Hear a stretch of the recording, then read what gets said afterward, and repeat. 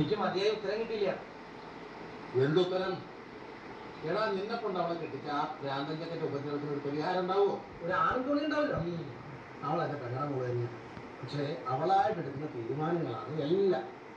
എടാ പരാശയില്ലാതെ സ്വന്തം അധ്വാനത്തിൽ പഠിച്ച അവൾ നിലയിലെത്തിയത് അറിയുന്നൊക്കെ പുറപ്പെടാന്ന് പറഞ്ഞ് മോഹിപ്പിച്ചിട്ടിപ്പോ. ശരിയാ, കൊച്ചുനാളിലെ അങ്ങനെ അവന്റെ വായന കേട്ടിട്ടുണ്ട്.